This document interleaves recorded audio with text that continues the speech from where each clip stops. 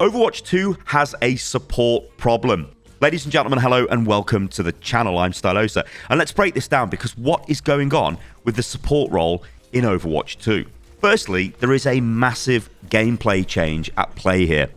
Overwatch 1 to Overwatch 2, the support role has radically changed. DPS, they kind of just carry on doing whatever they were doing. In fact, DPS is having the time of its life because it's not just firing into barriers anymore, as was the case in Overwatch 1. DPS can actually shoot a tank if they like, but basically they should be killing the supports and killing the enemy DPS, so it's fun for DPS. Tanks have become souped up DPS, so they don't really care about tanking in the traditional sense of the word. They're not really absorbing damage or protecting their supports or even protecting their tanks. They're just going in and trying to kill the enemy supports and the enemy DPS and maybe the tank if it's low. This means when you look at support, instead of you now being the, or as was the case, you were the healer, you were the main support, you were the one trying to keep everybody alive, and also you'd have another tank that would peel for you and protect for you, and even your tanks or your DPS would try and look after you. Now that's like no longer really optimal for DPS and tanks to be looking after the supports. It's optimal for them to go in and kill the enemy's DPS and supports, which means that you as a support now have got three things you need to do. So no longer is it just trying to heal and keeping alive. It is, you need to stay alive. You need to heal and support your team, but you also need to duel flankers and be aware of what the hell is going on in your backlines and what the enemy DPS is doing. And you have to be very aware of line of sight. You cannot stand out in the open because there are so many abilities in this game now that will annihilate you instantly. There's always been a fully charged Widow headshot that'll take you out as a support, but now the Sojourn, highly mobile, fully charged railgun, and you're dead. You just don't even know where it's come from. But the reason you're dying is because you're out in the open. You need to hide and use line of sight. If you don't, you are going to get pushed. But there comes another issue, using the line of sight. It means that you generally don't have line of sight to your DPS or your tank then, so it becomes even more frustrating. And I've noticed a lot of the time you'll see players in your team will die and they're spamming I need healing, but you actually physically can't heal them. Now, this is where Kiriko comes into the mix. I've been spamming games of Kiriko like absolute crazy. And Kiriko can bail people out when they fail line of sight checks. So if you're DPS, I mean, DPS literally don't care about where the supports are. They just run off. I would implore you, if you are playing DPS, try and be aware of line of sight to your supports. It'll help them a lot. But basically, they don't care. But the thing with Kiriko is she can port to them, drop the protection Suzu to keep them alive if they're taking tons of damage, and pump healing into them to keep them alive. And while she's doing that, a teleport will come back online and she can teleport them back out of there so she won't die. Now, Kiriko is the first support fully designed for 5v5. She's very hard to dive because of a teleport. She can ignore line of sight issues for reasons I've just explained. She can also duel targets as well. If you land headshots, you'll kill a lot of DPS pretty easily. You're not going to do tons and tons of damage, but you're going to do considerable damage in the right places if you land the headshots, and it's enough to push away flankers. But then if you compare that to another hero like Ana, well, if Ana's grenade's down and her sleep's down, Ana's going to find it really hard to duel the DPS if they're jumping on her, or if a tank's attacking her, it can become very difficult, and you can insert any support here. So the gameplay changes are monumental. This isn't the same game as it was in Overwatch 1 for supports. Now, that is going to put off a lot of support, and the knock-on effect for this is if you're a Mercy main or an Ana main or a Zen main. You can basically any of the supports apart from Kiriko, because she didn't exist in Overwatch 1. You need to completely change your playstyle. You cannot be vulnerable. You cannot be out in the open. You cannot expose yourself to damage. You have to really look after yourself. You have to really use your passive as well, which kicks in after you don't take damage for a few seconds and self-heals. If you don't use that, you will get killed. If you're caught out of position, you will get killed. It's very hard unless you're Kiriko or Moira. This is why you see a lot of Moira, because Moira can get out of bad positions and Moira can also duel the flankers. So it is a massive gameplay change. Whether it's a good or a bad thing depends on you as a player. I'm having a great time with Kiriko. I think Kiriko is one of the best designed heroes in the game, especially for 5v5. I had some fun with Ana. Moira is also fun, but there's other heroes that you're not going to have as much fun on. So yeah, huge gameplay change. The hardest role to carry. Now, Blizzard have been trying to balance Overwatch 2 to give carry potential or pop-off potential to each of the heroes in the game.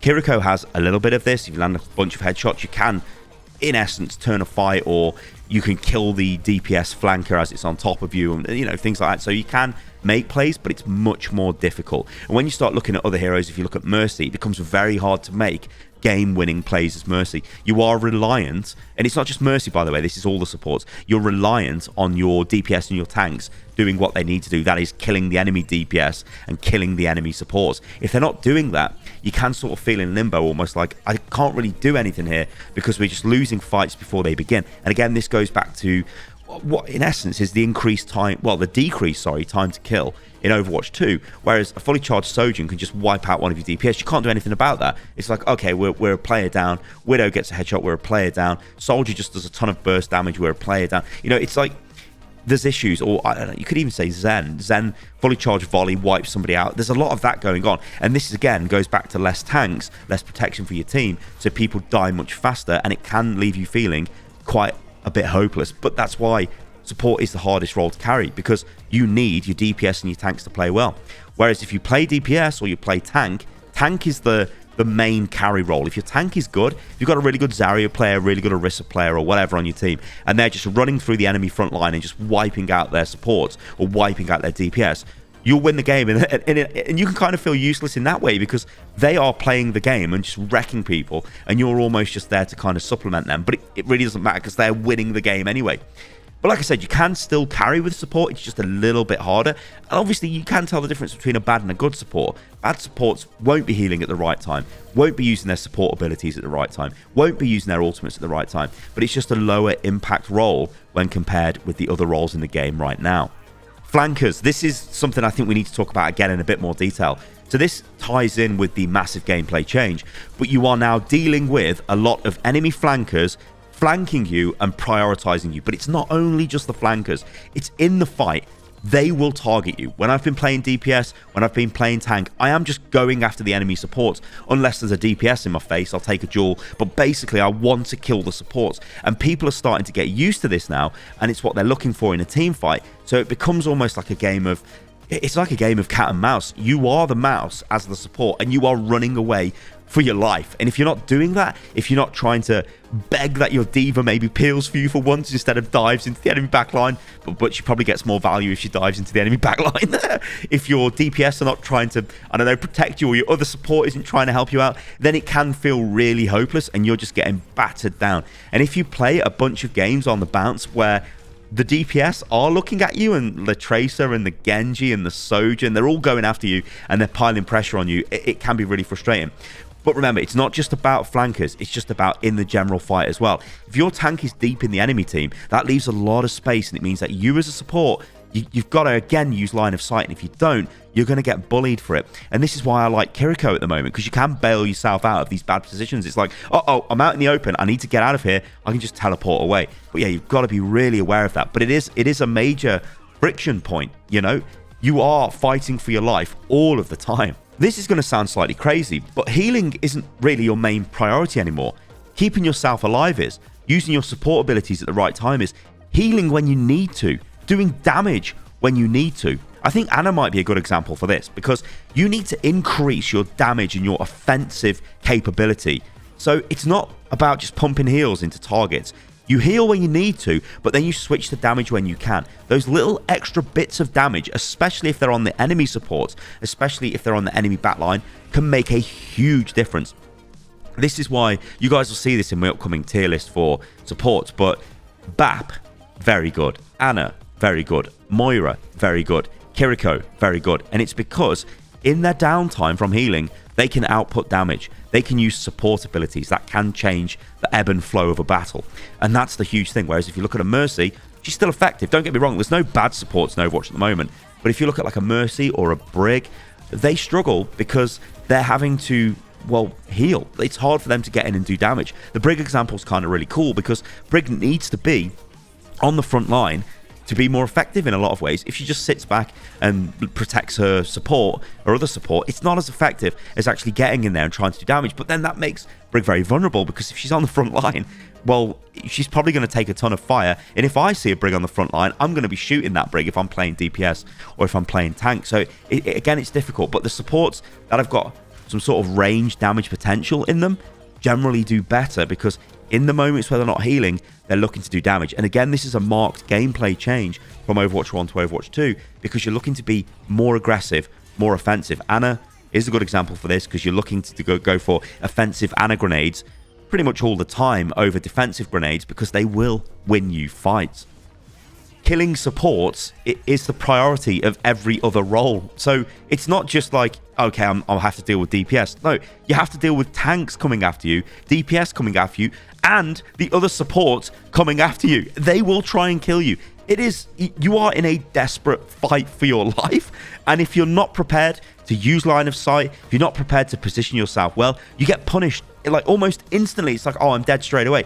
Now there is this is like a really crazy benefit to this, and you can argue that this isn't really a benefit, but if you do die at the start of a fight, it's like, okay, well, that's fine. But if your DPS kill their support, it's a 1-for-1, it's fine. But it's almost like it doesn't matter sometimes if you die at the start of a fight, because when the fight breaks out, it's on your tank and DPS to get the picks.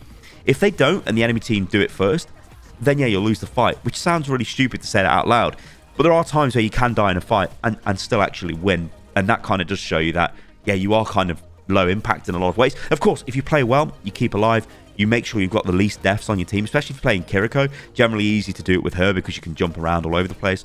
By the way, the teleport effect on Kiriko is really cool. I like the way our Blizzard have sort of animated that. It feels so smooth when you use it.